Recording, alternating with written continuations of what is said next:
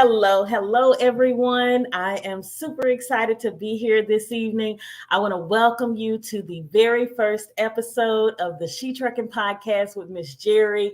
We are here every Wednesday at 7 p.m. Central Standard Time.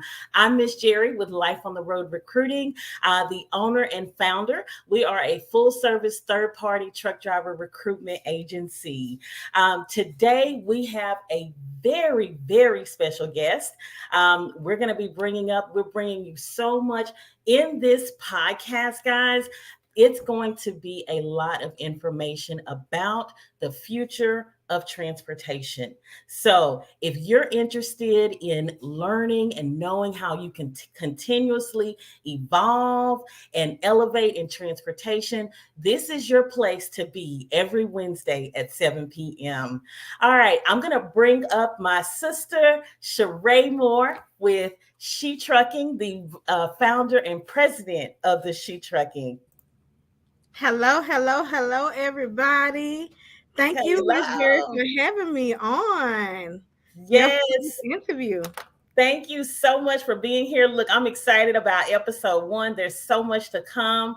This is going to be an amazing podcast tonight. We've got an amazing guest on, and you guys have done a commercial together.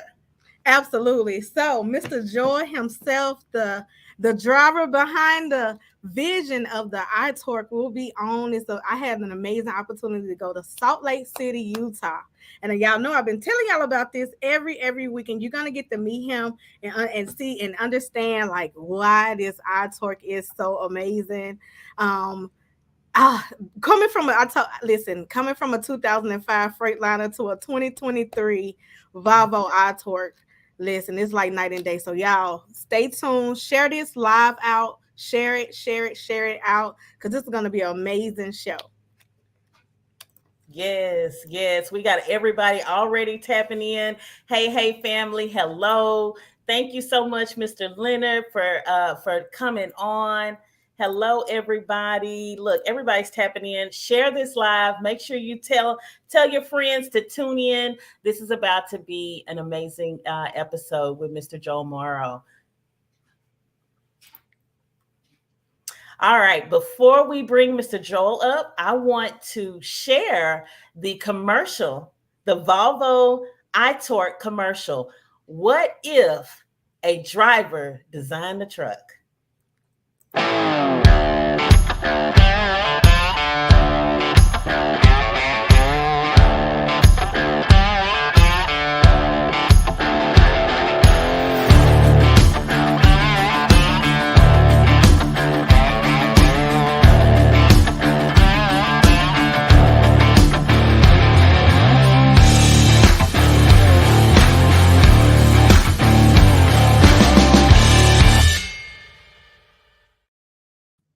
Amazing.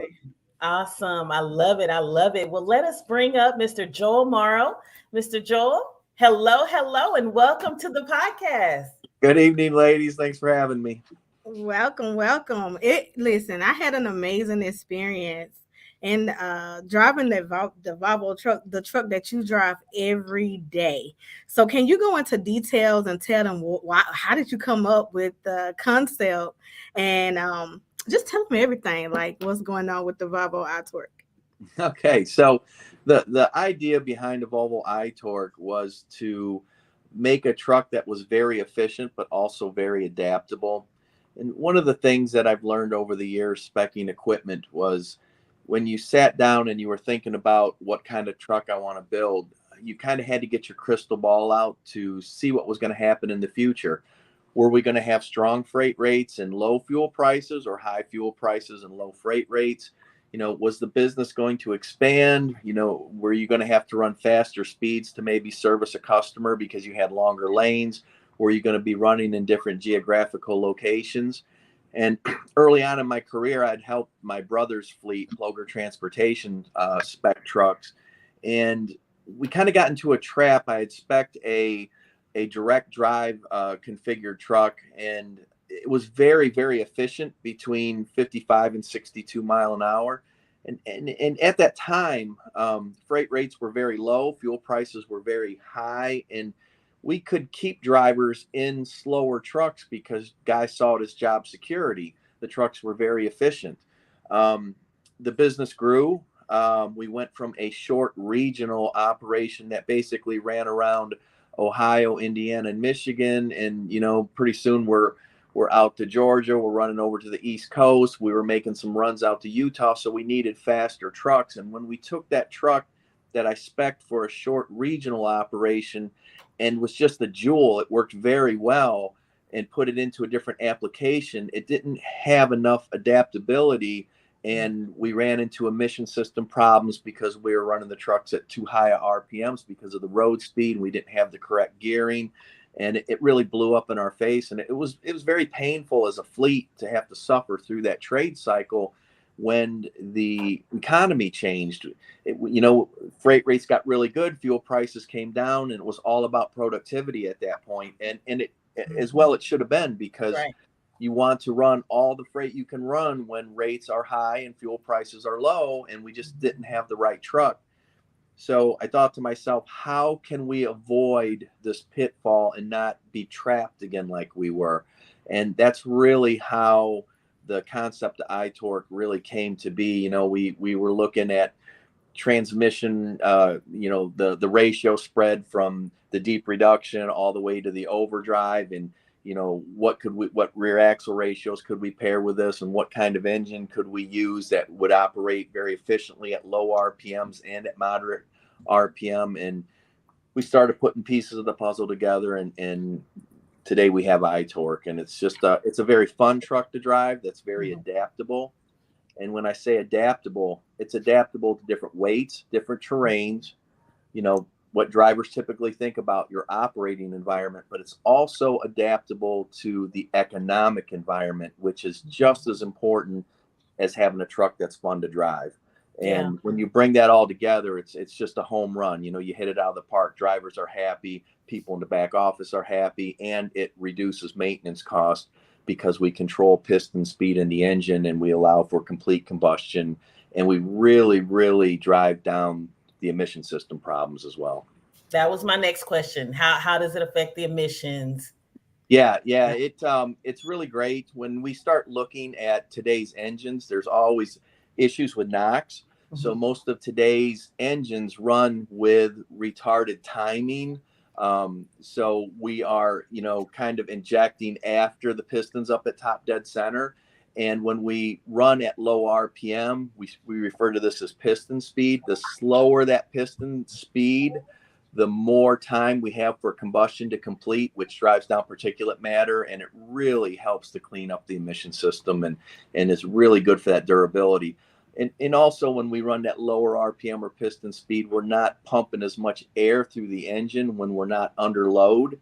So we keep the emission system nice and hot, and it's more durable and effective when we hold heat in the emission system. So it works very well across the board.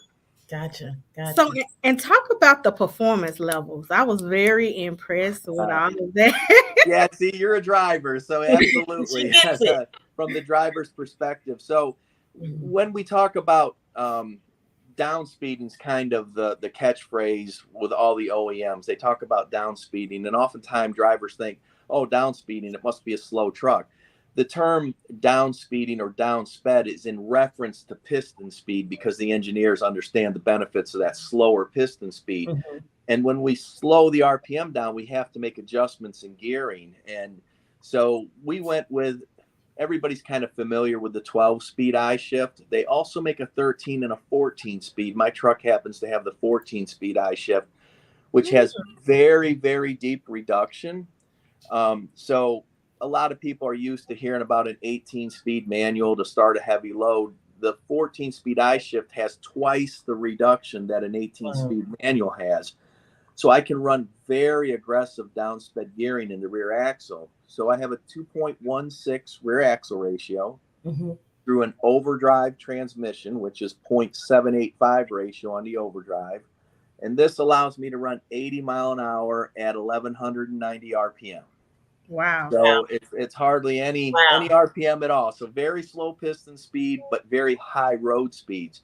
This also allows me to run in direct drive or even underdrive with torque multiplication, which is the great part for a driver because it'll pull a hill very, very strong. I can It runs contest. And she knows. We have a question from Mr. Leonard in our audience. What motor and transmission and rear end is in the truck? Okay, so we start with the Volvo D13 TC Gen 2, and the engine is officially rated at 455 horsepower, 1,850 pound-feet of torque at 900 RPM. In reality, it makes 1,900 pound-feet of torque, so it's a torque monster, and it comes on at 900 RPM. The other great thing about the turbo compounded engine is that because we have a blowdown turbine and a turbo, the blowdown turbine applies, it takes heat, waste heat that has come through the turbo, converts it to mechanical energy, applies it to the crankshaft in a similar fashion than an electric motor would. So we have 360 degrees of torque application on the crankshaft. So even running at 900 RPM, we're vibration free. The truck is very quiet, very smooth. There's no vibration, and it is extremely strong down low. And it will surprise a lot of people. A lot of people, oh, you can't do anything at 900 RPM. Just recently, I was in Denver, Colorado, and I had to deadhead to Kansas City to get a load because Denver's just kind of a black hole for freight. Yeah. There's just nothing coming out. So I had plenty of time to get over to Kansas City, and I set the cruise at 60 mile an hour and kicked it into manual and put it in overdrive, and I ran clear across the state of Kansas at 726 RPM at 15 miles to the gallon with a truck. Wow. So it was pretty cool. Yeah. Now it was empty, and I'm coming off the Continental Divide. I get all that, but it's still an impressive number. And it really opens up a lot of opportunity for an owner-operator when you can get that kind of mileage heading to go get a load, especially if you have to go any distance. So the transmission is the next part of the puzzle. It is the 13 or 14 speed I-shift, which has deeper reduction than the standard 12-speed does. It is the same overdrive gear, but that deep reduction allows us to get pretty funky with that rear axle ratio. So we still can start a heavy load despite having a 2.16 rear axle ratio. And, that allows us to get out of a dock when we have 80,000 pounds on. It's one of those below grade docks that's down in the ground, and we can come up and out of there without, dropping the clutch on the ground or putting the drive shaft on the ground. So it has great startability despite the aggressive downsped gearing. And then the rear axle ratio, it's just 2.16. It is in a heavy duty housing though. It is a 12.7 millimeter housing, so we don't get axle flex in the back. It helps to control tire wear and a couple other things. But it's a very stout powertrain all the way through. We put the big Dana drive shaft in it, all heavy duty componentry all the way through, and it makes for a very fun ride. I love it. I love it. Very fun. We was actually loaded, and I had the opportunity to drive up Green Mountain, and it didn't feel like I was driving up a mountain. Like it just felt like we was on flat land, and so it really made a difference. I was so comfortable. I felt so safe in the truck. I think me and Mr. Joel were just talking up the mountain. Like we're chit-chatting back and forth like it was nothing, and she just cruising right up the mountain. Wow. Ski resort we're going up to, and it was pretty cool. Yeah. Nice. And now when I go back and look at the video, I'm like, wow, that was a real steep mountain. Do you remember the grade of that mountain? It was 7 and 8% the majority of the way up. So it was impressive. An impressive pull. There was one spot where we were right at 10%, a short little spot, but most of it was, between 7 and 8%. Absolutely. Awesome. And it drove like you on flat land. So the future of trucking, I love that. That's the topic of the conversation. We have Mr. Joel Morrow here with he's the CEO of Alpha Drivers, and he is also the brains behind the Volvo iTorque. And so Miss Jerri, Yes. you know what I loved about his truck as well? What's that? It had a back massager on it. Oh my gosh. Talk about comfort. Yeah. Comfort while on the road. Yes. Yeah, we have heat, massage, and ventilation on the driver's seat, and then under the passenger seat we had a refrigerator. Yeah. And then we also have the refrigerator in the back, so it has 2 refrigerators in it. Both factory options. It's nothing that needed to be installed afterwards, and that makes it really nice to have that second smaller refrigerator up front. Absolutely. And I've been to Salt Lake City many times, but that was the first time that I actually got to just see the beauty of Salt Lake, because I wasn't going through stressed and gripping the steering wheel hard, trying to feel, so it was amazing. It really was amazing. Nice. Miss Jerri, you want to take a commercial break really quick? Yes. Let's take a commercial break, and when we come back, Mr. Joel, we want to hear how many miles you've been driving. Okay. Sure.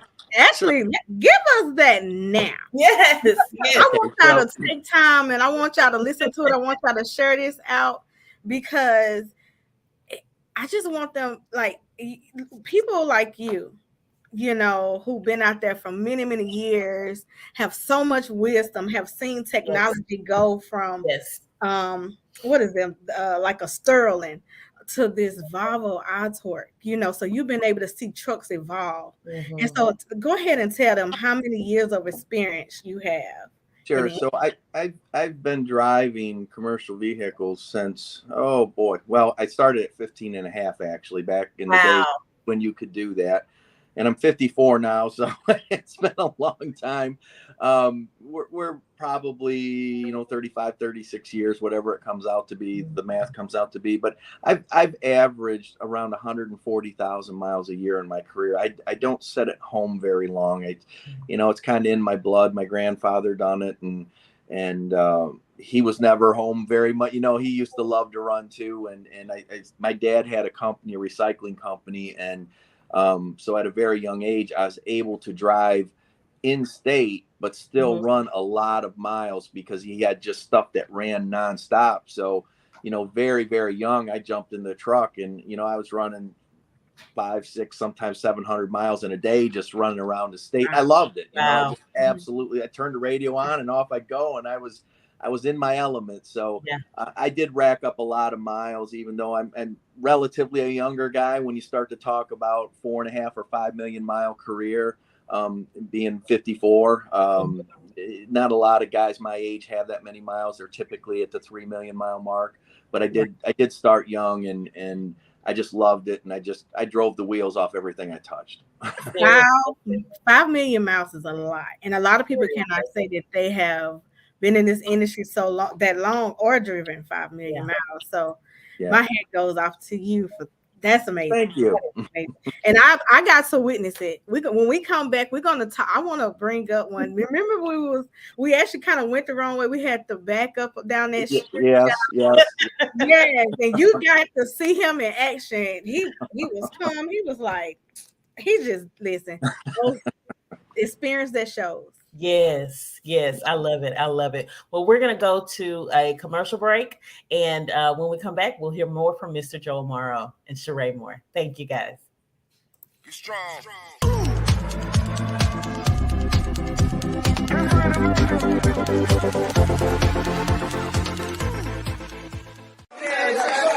When they say what the truck look like, it look like us. All right.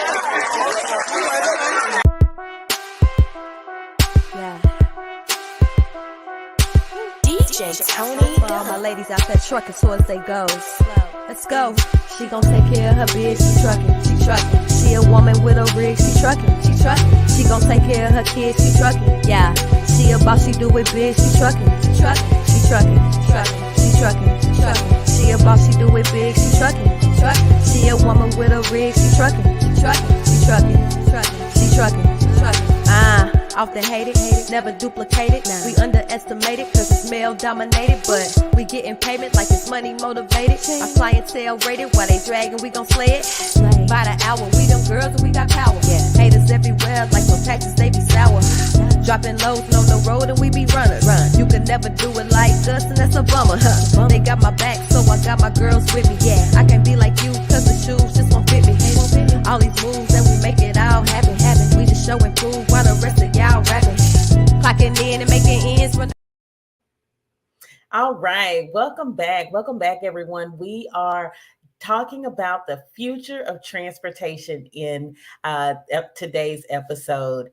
We have Mr. Joel Morrow and Ms. Sharae Moore here. Joel has the truck called Purple Haze.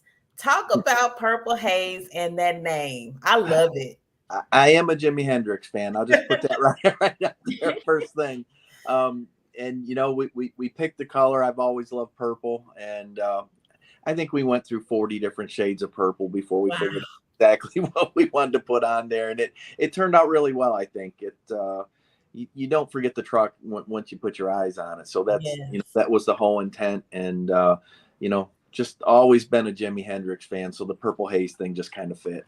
It just fit. I love it. I love it. So pretty. It really is. Yeah.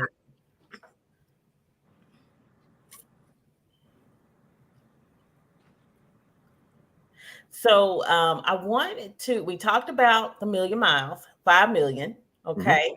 And an amazing accomplishment. You're at the TMC 2023 conference. Let's talk about that. Talk about the conference and, what are you looking to accomplish there at the conference? I hear we've got an award, a big title.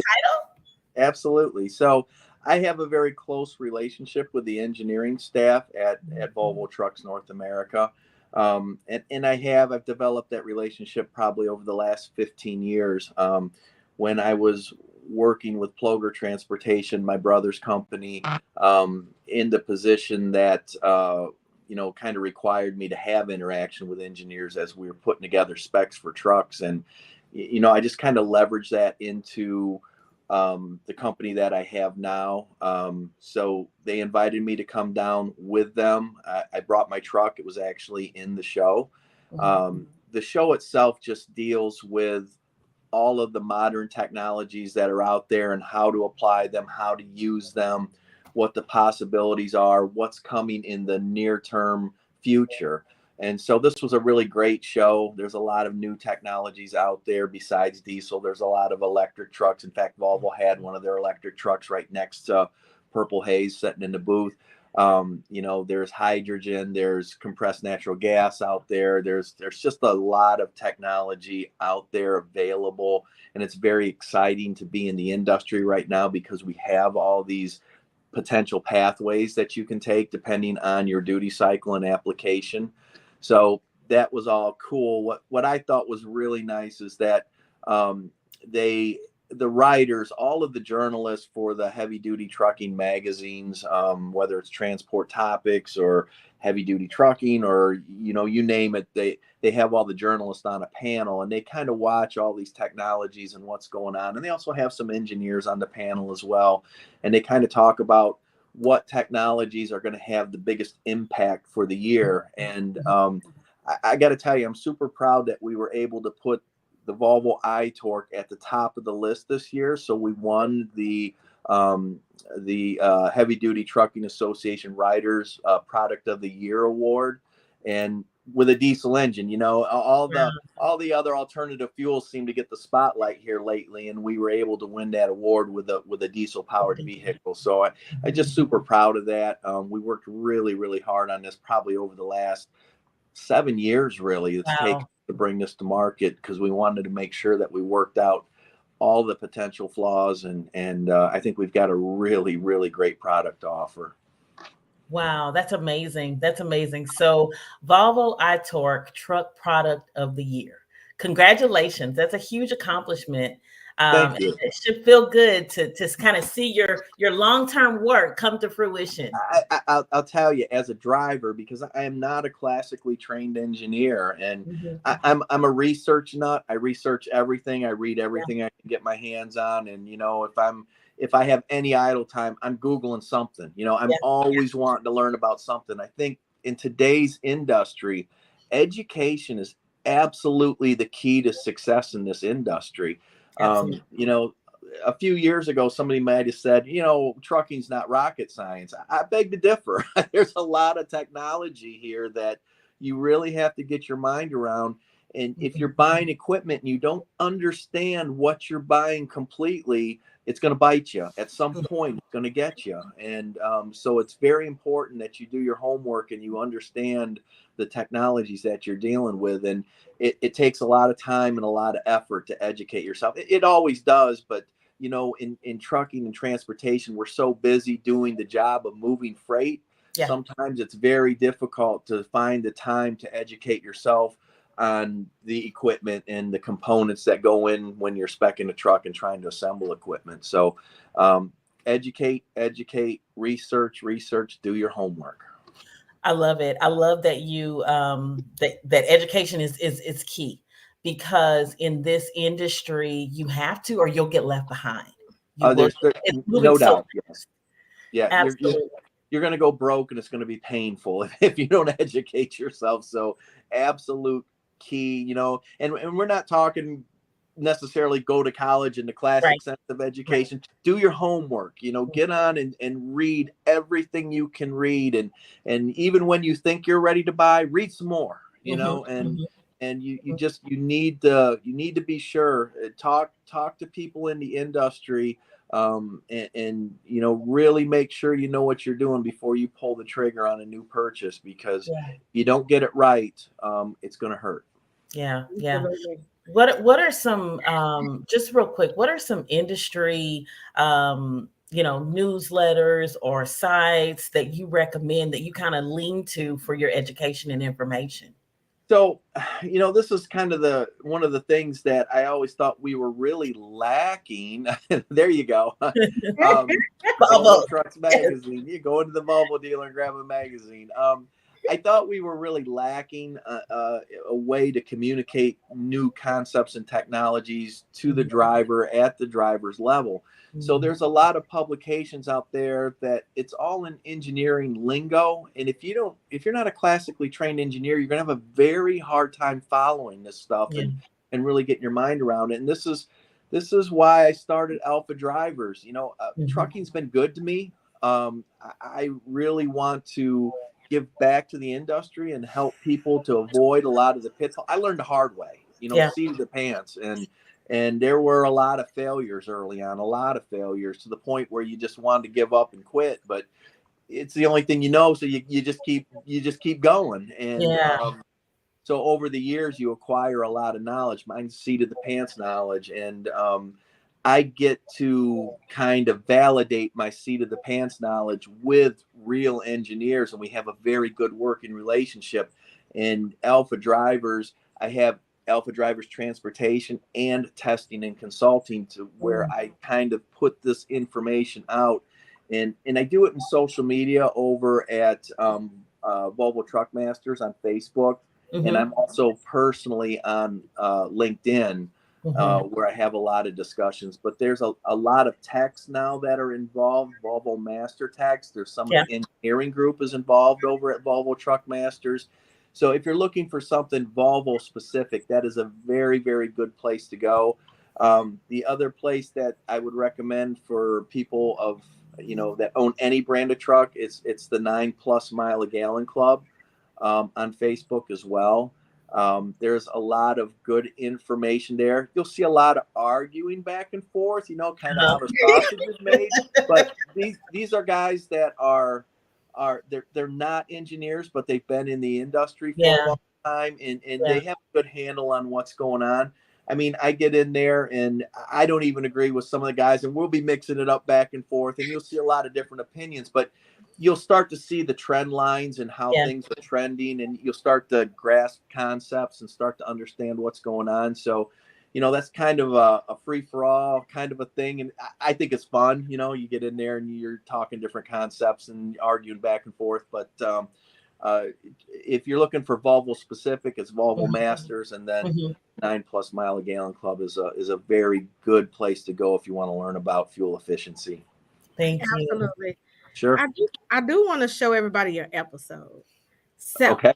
if it's okay with you, I want to play it so y'all can see and learn the story as well. As it's amazing. You did an amazing job with being able to tell your story. Well, thank you. You used to have to choose between power and efficiency. You could never have both. I set out to fix that. Volvo wondered, what if a trucker designed a truck? When they approached me, I had to think about all the millions of miles I spent on the road connecting the nation. Out of that was born the iTorque. I'm Joel Morrow. This is a new series from Volvo that explores the world of iTorque. Hey, Rob, I can't wait to show you some of the things that I've spec'd on Purple Haze here. Why purple? First of all, I went through 40 shades of purple to find this color purple, but it's always been my favorite color. You've been involved with Volvo for many years now. What makes this truck different in terms of efficiency? The iTorque package gives us a lot of options as a driver. The turbo compounded engine produces a lot of horsepower and torque at low RPM. It's a very strong engine, despite a truck that gets very good fuel efficiency. It's one of the things that drivers kind of push back against a truck. They automatically think this thing is going to be a dog in the hills, and it's just exactly the opposite with this. iTorque gives both the owner and the driver versatility. Brand new truck? Brand new truck, absolutely. It's all yours. Yeah, that's kind of cool. Yeah, absolutely. It's brand new. You can tell. There's still some tape left here. Yeah, fresh from the factory, Joel. Nothing but the best for you, bud. It's been a long, long time coming. I can't wait to get behind the wheel. But first, let's get Purple Haze out on the test track. We're going to see what iTorque can do in the real world. Here we go.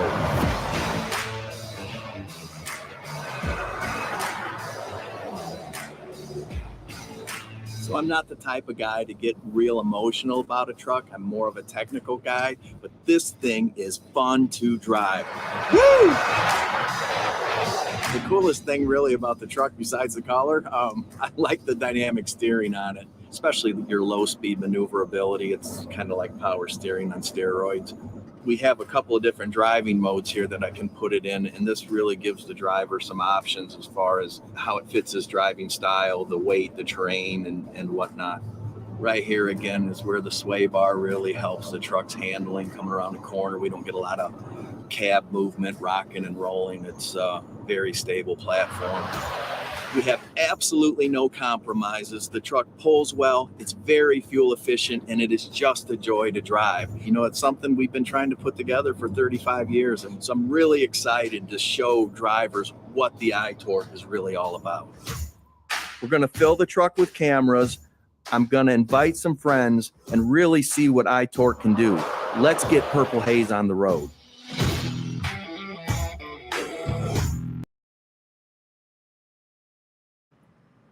I love it. I love it. Absolutely amazing. Absolutely amazing. I think you're definitely light years ahead and on the cusp of this evolution that we're seeing in our industry. And my question is, how are drivers adapting to the changes that are coming, and what are your thoughts? Well, as far as the technology goes, I think one of the things that we really tried to pay attention to was to make things intuitive to the driver, so they didn't really have to think a lot about anything. And some people will say, "Oh, well, you're just dumbing the driver down when you do that," and I completely disagree with that. So this truck is smart enough if a new driver that really needs to concentrate on safety because they're not used to being in a truck, they can keep both hands on that steering wheel. They can stay focused on traffic in front of them. Just getting used to the truck, that takes a few years to do before you're very confident in what you're doing. So we can put it in a completely automatic mode and run it that way. I can also put it in manual mode, and I love to bump the gears manually from time to time. You know what I mean? It's just fun to do. And I like to challenge myself sometimes. Can I do a better job than what the computer's actually doing? Most of the time I can. Every once in a while you'll do a little bit better job than the computer, but it'll just be by a very narrow margin. You really have to work at it. And I'm getting older. I don't want to work that hard anymore, to tell you the truth. So it really allows the driver that's sitting in the seat to do what makes them comfortable. If they want to participate, they can put it in manual mode. They can bump gears all the way from 1 through 14 or 1 through 13. Or you can put it in fully automatic mode. And then you have 3 different options from there. You can put it in extreme economy. You can put it in the everyday mode. And you can put it in performance mode. And I'll tell you, when you put that truck in performance mode, it's going to get up and run. Yeah, it goes. So, it's a very impressive truck from that standpoint. It makes the guy with 5 million miles happy, and it makes the guy that's in his first week happy, because it's the truck can adapt to the driver. And I think that's what's really important. It's very, very intuitive, and it's something that really kind of makes it unique in the industry, I think. Absolutely. I'm gonna let you ask another question, because the question I have, I want to just get right into this big question. Go ahead. Okay, so where do you see the industry going in the next 5 to 10 years? Yeah, that's a hard one, because there are so many technologies out there, and I just love it, because some people, electric trucks, they get all grumpy when they start talking. I love it, because there's going to be a niche for that electric truck. I think it's going to be for that short, regional, local P&D stuff. I think they make all kinds of sense. Trucks that are home every night where they can plug them in. Heck yeah, why not? Why wouldn't you do that? I think it makes sense. I think we're going to have diesel trucks on the road for quite a while yet in over-the-road applications. Battery electric, they have some power density issues there. They get very heavy when you want to run longer distances. The batteries have to weigh a lot to get you there, and you lose a lot of payload. So I don't foresee full battery electric, stepping into that long haul market just yet. That's probably at least 15 years off till we see that happen. They will continue to make gains. We're going to see more and more of them on the road. And, again, I think that's a good thing. We have hydrogen out there now. We have it as a hydrogen fuel cell, like Volvo's trying to develop, or we have it as a hydrogen internal combustion engine, like Cummins is putting out. So there's 2 different versions of hydrogen. And they are wildly different. The hydrogen is the fuel, but the way they produce the energy from it, it's completely different. So there are multiple pathways that are going to be available to people, and I think probably over the next probably 3 to 5 years, our choices are going to narrow down. Some things are going to wash out; they just won't be viable. But I think, as a business owner, as a driver, it's always good to have options.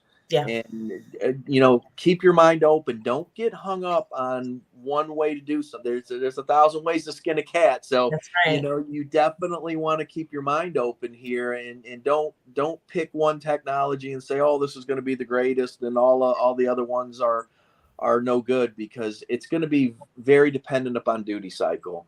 And so we're going to have these parallel pathways where we're going to see multiple different technologies in the marketplace for quite a while. I think at some point, the pure battery electric will eventually dominate the market, but it's quite a ways off yet. So pay attention and do your research.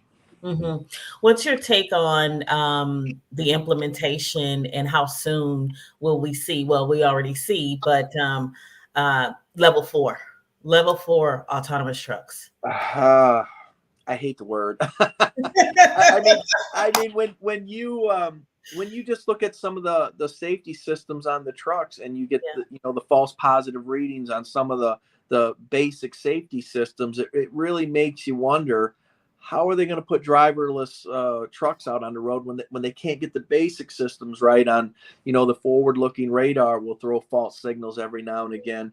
I don't know. I know it's coming. I wish it wasn't. I don't know that it's going to be a good thing for the industry.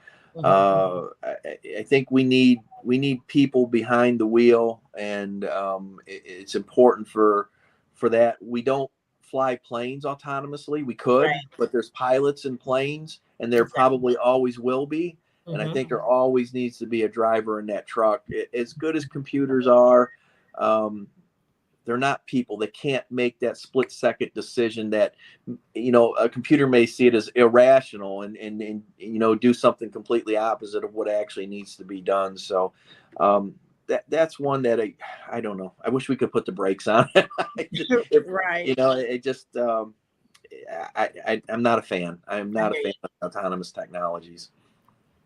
I hear you. So my next question is, how much money do you save on fuel? Oh boy. Great question.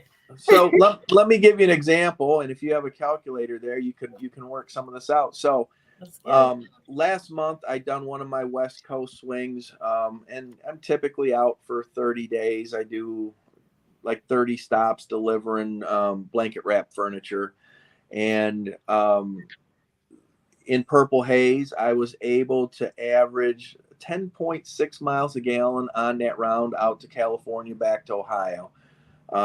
And I was able to run some pretty impressive speeds when I got out west for some long distances. So the productivity was very high and the fuel efficiency was very high. I came down here to TMC, so I had to rent a truck, and I have a driver in the truck who's a very capable and efficient driver. The rental truck, obviously, it's not on par with the type of spec that I'm running in Purple Haze. And he really babied the truck. I mean, he was running 60 mile an hour, lower speeds, trying to keep the fuel efficiency up. And he done that same exact round, very similar weather at 7.9. So, which is a good number for the middle of winter, but it's almost 3 mile a gallon off the mark from what I done in Purple Haze. So, it adds up very, very fast. And the thing you have to remember about fuel efficiency, and you'll hear guys say, well, look, I can run more loads if I go faster. I don't care about fuel efficiency. Revenue is a top line number. So you may generate revenue, but you don't keep all that revenue. All the expenses and everything have to come out of it. And so what do you typically, you keep maybe 15 to 20% of that, maybe. Fuel efficiency, fuel savings, that's a bottom line number. You keep all of that and it goes directly to the bottom line. So the number's never as big as that revenue number and people always talk about that top line revenue number, but they keep forgetting all my expenses have to come out of that.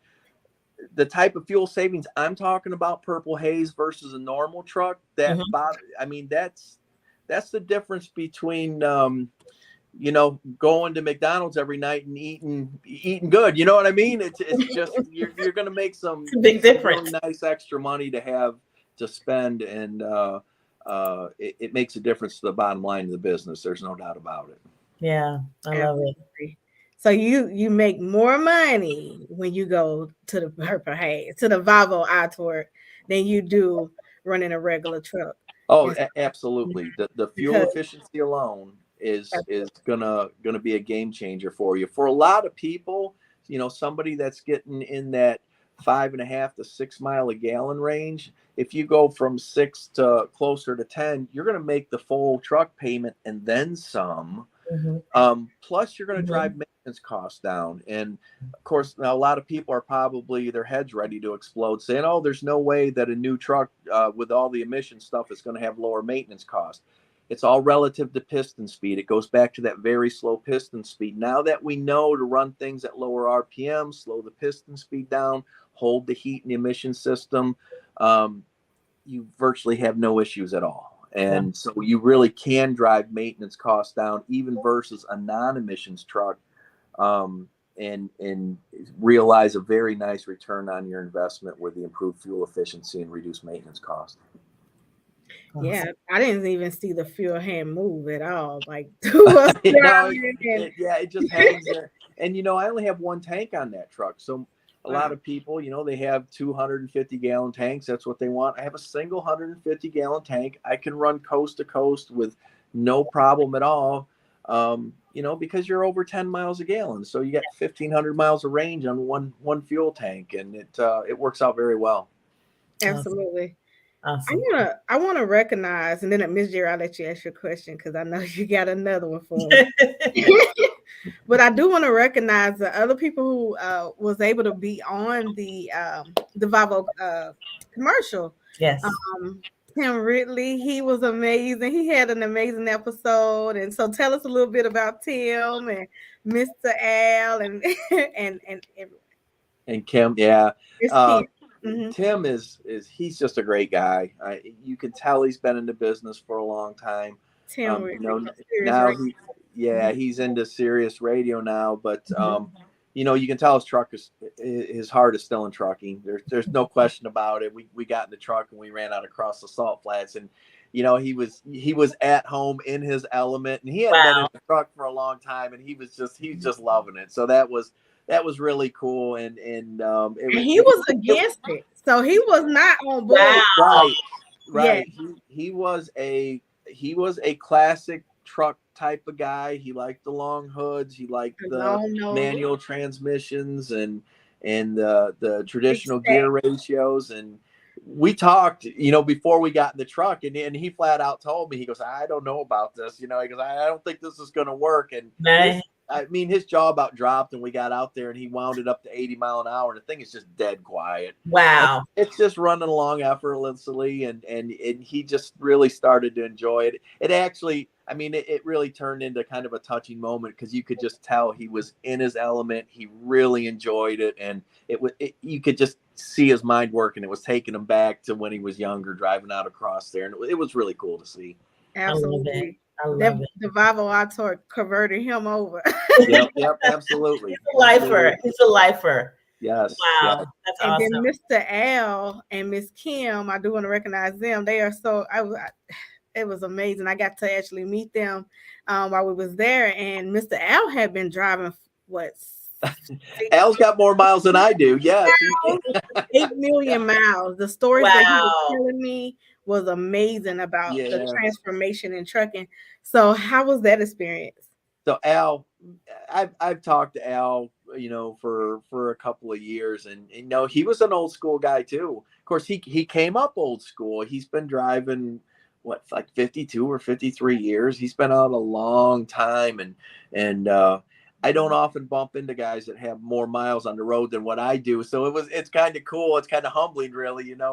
You can tell he is a truck driver in every sense of the word. And when you talk to him, he can relate things back to the old 2-stroke diesel engines, way back in the day, and the 2-stick manual transmissions, because he actually drove that stuff, and he done it on a regular basis. It just wasn't for, I built this truck for fun and I go drive it around the block. He had to live that stuff. And so it was really interesting to get his take on things. And he was kind of the same way, pretty skeptical that a truck could run at that low RPM, very concerned about emission system issues.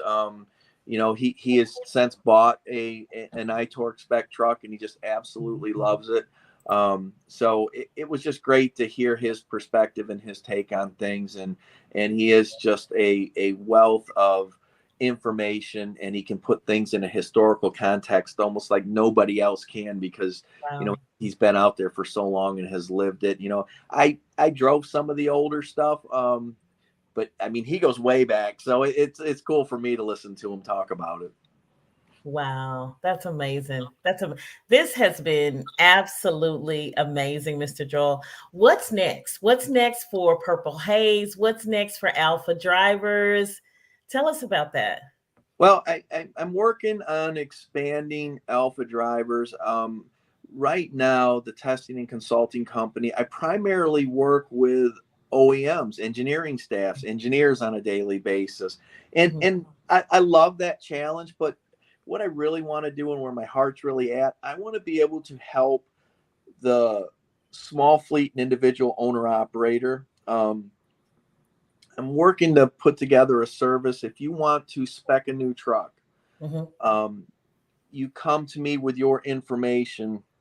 I'll sit down with you, help you decide what that spec should look like, and even go to the dealership with you and potentially even have to interact with the engineering staff back at the factory to make sure that we get that build just right, the way that it should be.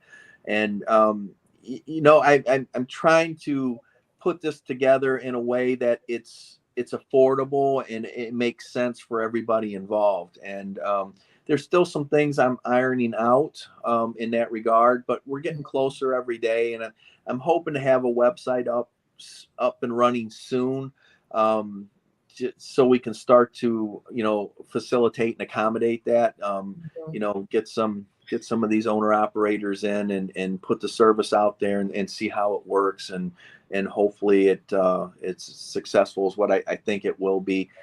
You look at the price of a new truck today, you're anywhere from $210,000 to $250,000.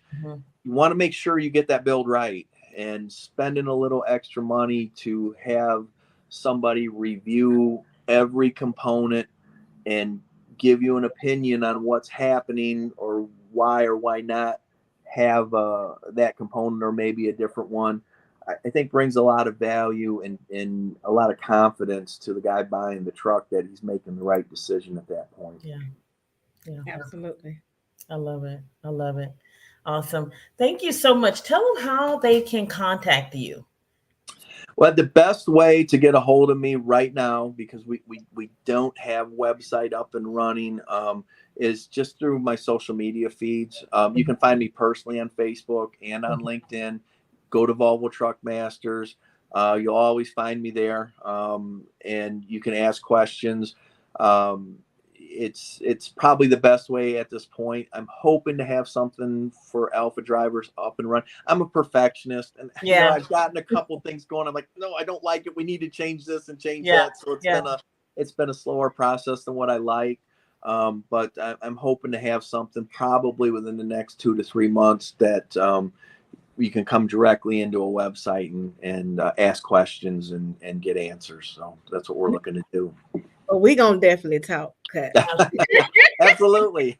Yes. Absolutely. So, the future of transportation. Yes. Miss Jerri.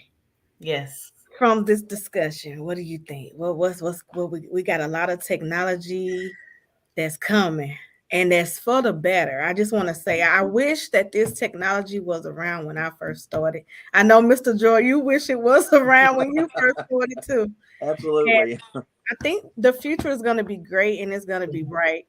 Now we're going to run into autonomous trucks. So y'all got to be, we gotta be ready. We're going to be ready for it.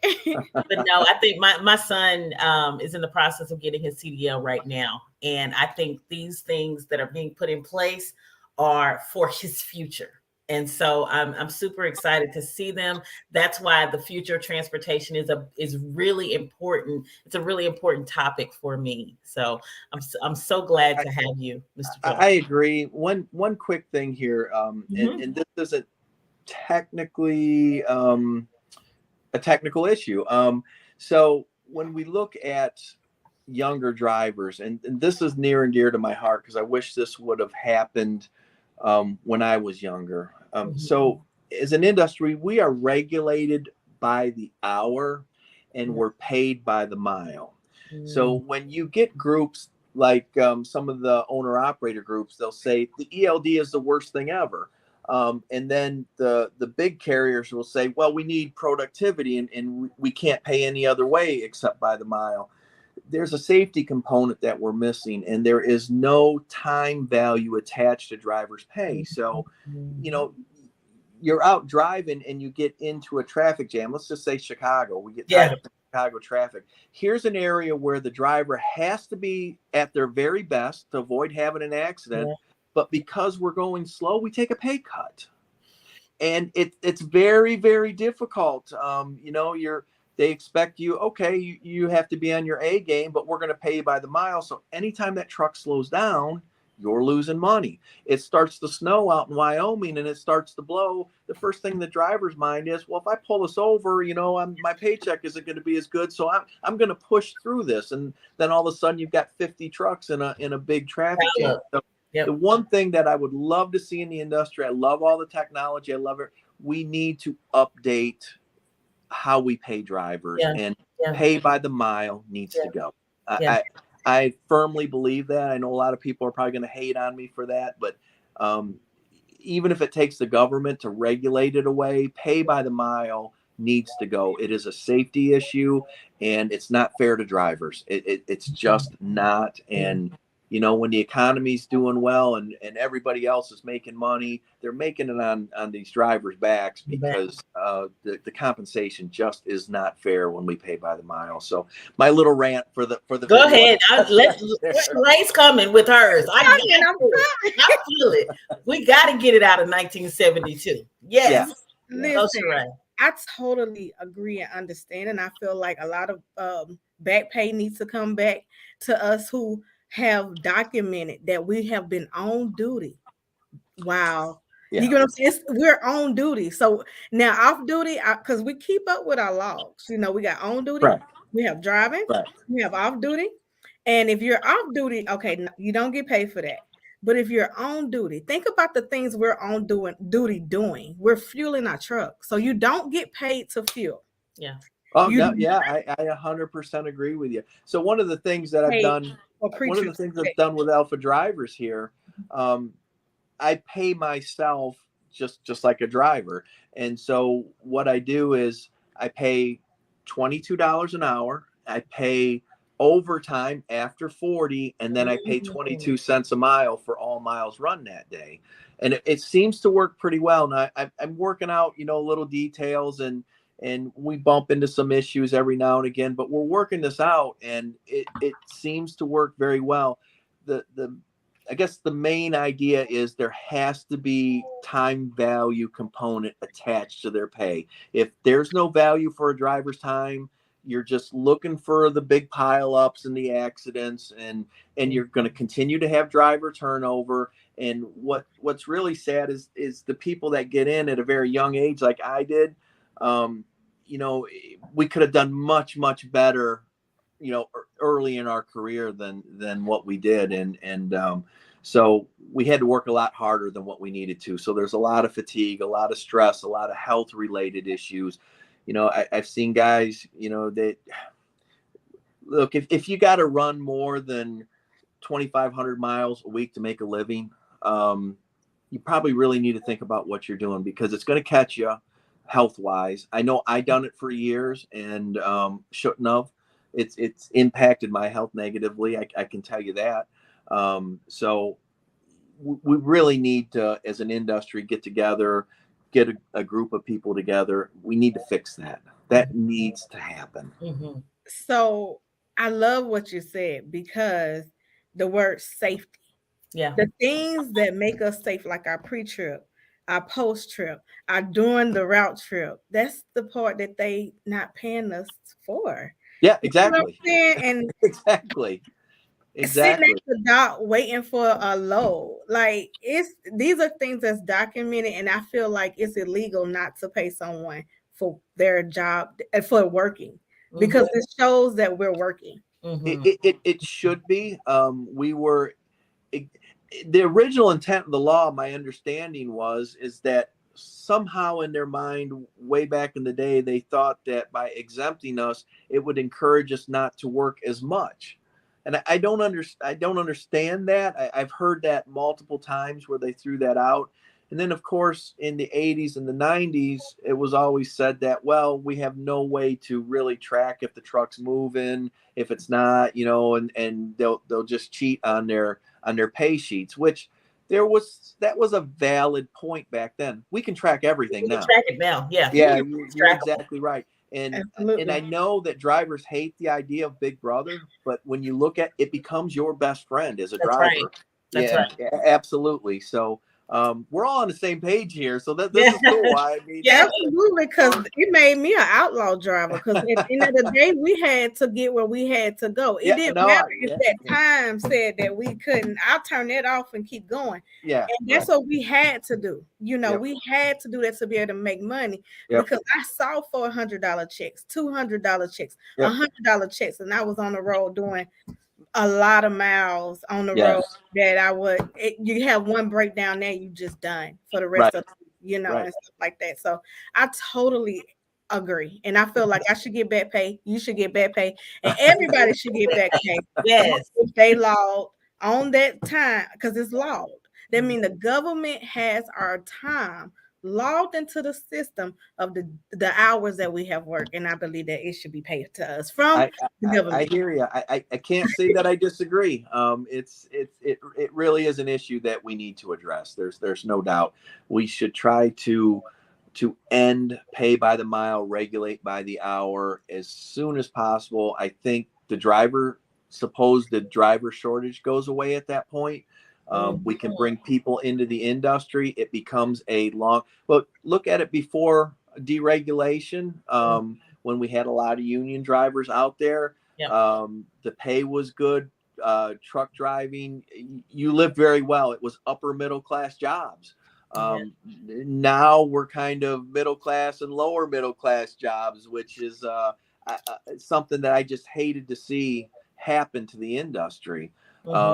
You have to work very, very smart in today's industry, which that in itself is not a bad thing, but there's way too many people that they get into the industry. They don't know exactly what's happening. They don't know their value, and they don't understand the value of their time. And it really is a problem in the industry that we need to solve. Absolutely. I totally agree. And I love this conversation. Yeah. Now we're talking trucking. This is real trucking talk. Absolutely. Here. There you go. I love it. I love it. I'm so happy that you came on today. I know you've been busy. You down in Orlando. Yes. TMC. Before we go at TMC, they talking about the future of transportation, right? Yes. There. So bring us back some gems. Promise me you will come back on the show. Oh, absolutely. Absolutely. Yes. Just let me know and we'll get back on. And I get long-winded. I love talking trucks. That's my life. So let's do it. We love it. We love it. What stood out for you at TMC so far? What day is this? This is the final day for the TMC, and then the ATA comes in right behind us, and they're moving some stuff in as well right now. But there was just so much. I don't think any one thing stood out. I mean, obviously I'm a little biased on the whole Volvo award thing, but beyond that, there was just so many cool things on there. I got to talk to some solar people. We put solar panels on the truck to help the electric parking air conditioner run longer. There's a company that makes a powered hub motor that goes in the wheel hub that could give the truck an extra 150 horsepower in a wheel position, and we can do some torque vectoring and just really cool stuff. And I was geeking out on all this stuff. I had all these engineers in one place to talk to, and I just absolutely loved it. And I got there first thing in the morning and stayed right up until it closed every day, and just talked to as many people as I could. But just so many good ideas out there. Obviously some of them are going to wash out. They won't be viable, but it's a great time to be in trucking from a technology perspective. No doubt about it. Yes, absolutely. I know we over our time, but I got another question. Cause we talking trucking, so he got me excited. Go ahead, sis.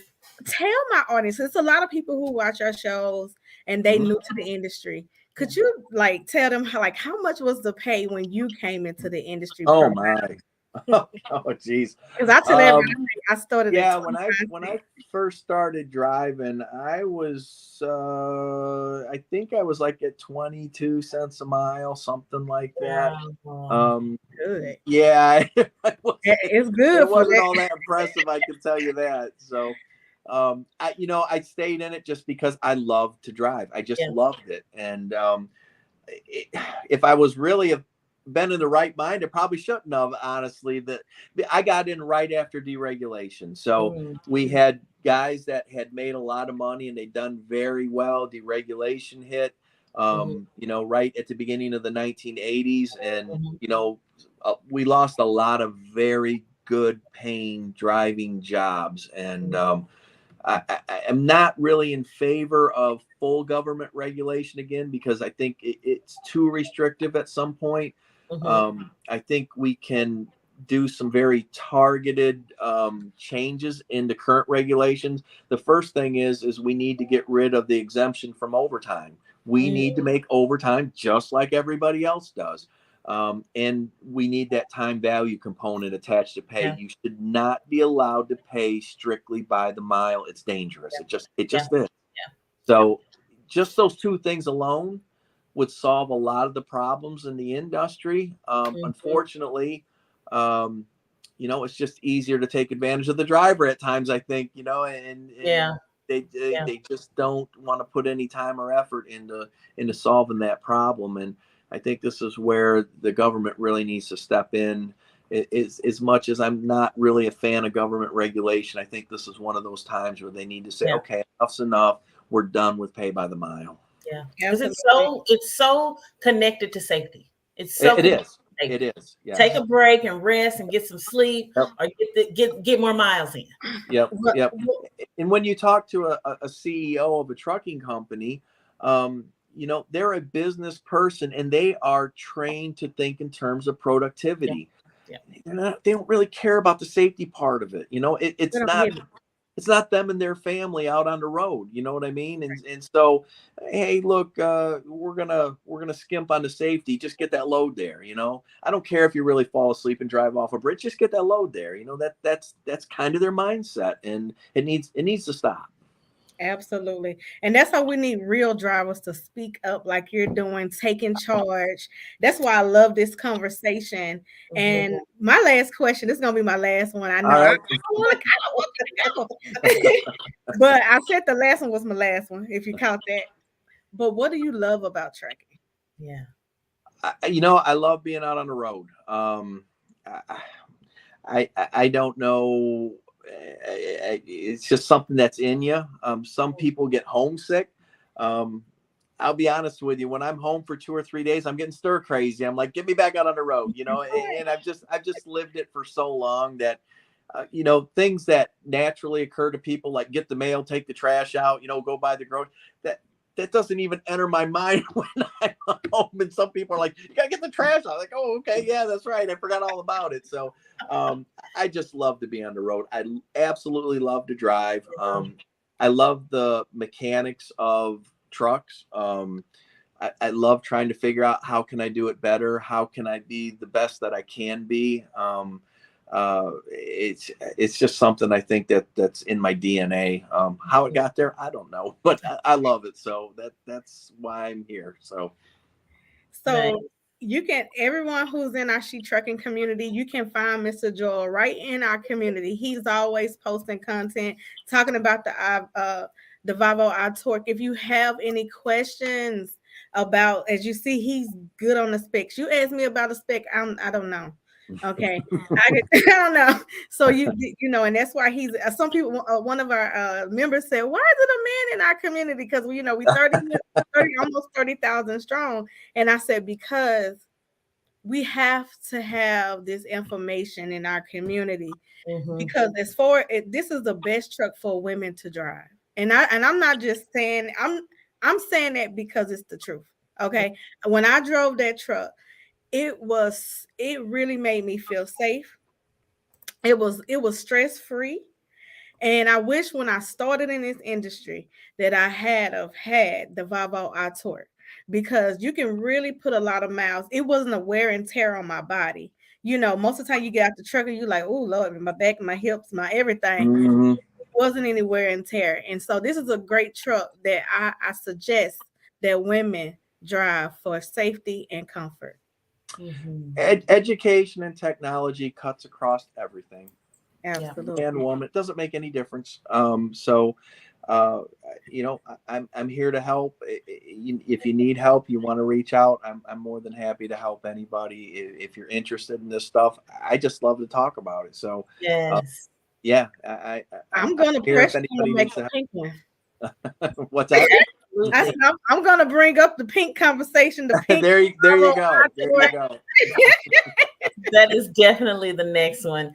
Mr. Joel, this conversation has been absolutely phenomenal. You have, just kind of blew our minds with the specs, with the information, with the TMC, all of those things. And so this is the future of transportation. We do have a question from Miss Rita Patterson. Hi, Rita. Hello, love. She says, what are the possibilities of trucking companies utilizing these types of trucks? And if they do, will they pass the cost to the drivers? As you stated, the pay per mile is not fair. And she says the country survives on the backbone of truck drivers. And it does. It does. We couldn't have anything without. Exactly right in that standpoint. But as far as the iTorque itself, it will actually reduce a trucking company's cost. So there will be nothing to pass on to the driver. They will actually be able to afford to pay them more. My brother's company, that's exactly what he was able to do when he started running the iTorque trucks. He was able to increase everybody's pay across the board. So that was a great thing. And that really makes you feel good as a guy that specs trucks, putting this stuff together, when he's able to give pay raises because the spec is so efficient and productive, without putting the driver at any more risk. We have all the safety features built into the truck as well. So that's always a good thing. And it was really gratifying to see that, he could do the right thing and pass those savings along to the drivers. Mm-hmm, mm-hmm. Volvo iTorque, Truck Product of the Year. That's awesome. Of the Year. Congratulations. Absolutely. Thank you. You guys deserve it. Thank you so much for being here. We truly appreciate you. As Sharae said, we're going to bring you back. We're going to bring you back in the future. This has been an amazing conversation. We learned so much. And looking forward to be on again. Absolutely. And with us being on the Women of WOTAD, Women of Trucking Advisory Board for the FMCSA, if you listening, you will hear us talk about these two items. We can take notes over here. Yes. Our next meeting, we will bring we're definitely going to advocate. Absolutely. We're going to advocate and we're going to educate and we're going to, because this change needs to happen now. It needs to happen now. I agree. I agree. Yeah, an amazing episode. Thank you so much. You have really set the tone for the first episode of our Wednesday Future of Transportation podcast. Look, the next guest, they got to come with it. They have to come with it. Thank you. I appreciate you having me on. I really do. I like to be able to get out and just help whenever I can. And so whenever you want me back on, just give me a shout and we'll get on again. Thank you so much. Yeah. You can catch Mr. Joel in the Volvo magazine at the Volvo dealership as well, in every state. Yeah, there you go. Now I started getting autographs. I just want to say this before we get off, because I started getting an autograph up here. So I'm collecting all of my autographs. If you want to watch the entire series, all 4 episodes, they're on YouTube right now, and you just go to Volvo Trucks North America YouTube. They pop right up, and you can kind of get a feel for what we're talking about here. I think those videos done a good job at capturing what we're talking about right here and the direction the industry needs to go. Yeah. And a lot of people have caught those videos, 325,000 views, right? Yeah, it's in that neighborhood. Amazing. So they're taking off. So that's great to see. I love it. I love it. Well, again, thank you. Thank you so much for your time, and enjoy TMC 2023. All right, ladies, I'll talk to you again and hopefully be on again soon. Yes. Thank you. Absolutely. Thank you. Oh, wow. That was absolutely amazing. Absolutely amazing. We want thank everybody so much for sticking with us and just hearing out Mr. Joel and his amazing conversation. Look, experience that shows. He brings a lot of experience, a lot of knowledge for what you need to know about the future of transportation. Absolutely. And once again, if you go to YouTube, you type in Volvo North America. It's Volvo North America, and you can be able to see all the episodes and be able to find out more information. You can also see my episode as well on there, and that's on YouTube, Volvo North America. Yes. So make sure you guys check that out. Make sure you follow Mr. Joel on all of his social media platforms. He is on Facebook. He is also, as Sharae said, in the She Trucking Facebook community, always dropping specs, dropping knowledge, sharing pictures and things like that. So we're just grateful to have him in our community. Sharae, this has been amazing. Absolutely. It's been an amazing show. If you want to be a guest, Miss Jerri, congratulations on the completion of your first episode. If you would like to be a guest, you can just go to shetrucking.com, click on the podcast. You're going to see Wednesdays with Miss Jerri, and you can join and be a guest on the show as well. Or if you want to be on the She Trucking podcast on Sundays at 7 p.m. with me, we booked up to April. But you can go to shetrucking.com as well and be a guest on our show. Yes. Thank you for having me as well. Absolutely. Of course, guys. Thank you again. Look, make sure you tune in every Wednesday here with me at 7 p.m. Central Standard Time, where we talk about the future of transportation. We bring experts in, we bring thought leaders in to give us information and to help us as we evolve in our industry. And so, like Sharae said, if you want to be a guest, visit shetrucking.com, www.shetrucking.com. The website scrolling here on the bottom. Make sure you get registered. We'd love to hear from you. And hey, look, make sure you check us out again. Sharae will be on Sunday night at 7 p.m. Like she said, she's booked till April, but if you want to join after April, make sure you get registered. This has been an amazing episode. And again, hey, I am Miss Jerri with Life on the Road Recruiting, your change agent and discussing the future of transportation in our industry. You are now.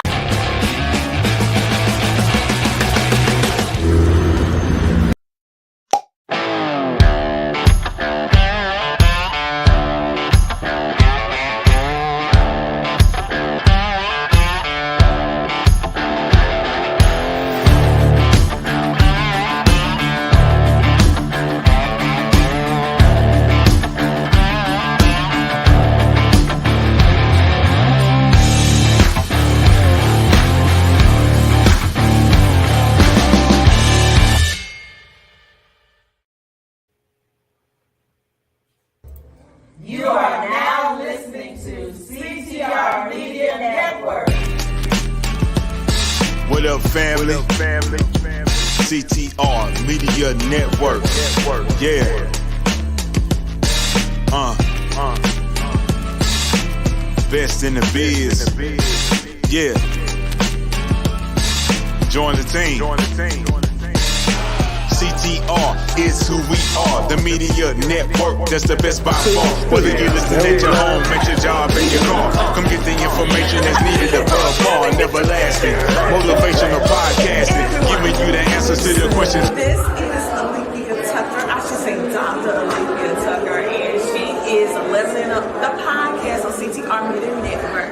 That's me. I'm so happy to be here. Thanks to her, my podcast is doing great. To 350 million, they tuning in. We in 50 different countries, we all can. And like-minded, find your purpose and your assignment. Come get your fix, your feel, your mental alignment. Get active and speak to the masses. Build your influence, all levels and all classes. Now you know you can monetize and grow. CTR Media Network, start the show. CTR Media Network. CTR Media Network. CTR Media Network. CTR Media Network. CTR is who we are. The media network, that's the best by far, you know. CTR Media Network. CTR Media Network.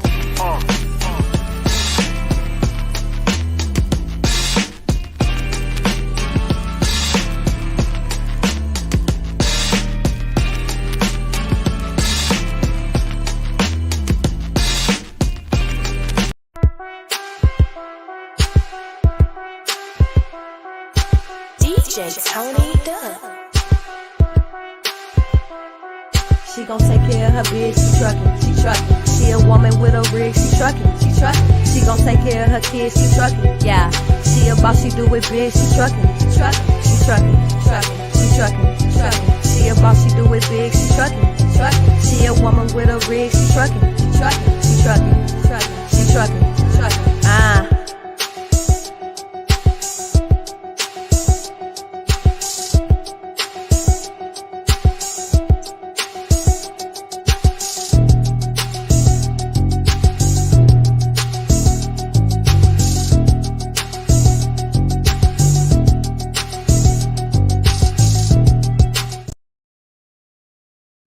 Podcasting is trending. Celebrities and everyday people every single day are starting podcasts. You may be even thinking about starting a podcast yourself. But the question still remains the same. How can you start, launch, brand, market, and grow your podcast? How can you connect with the right people in the media and the podcasting industry in order to elevate your visibility?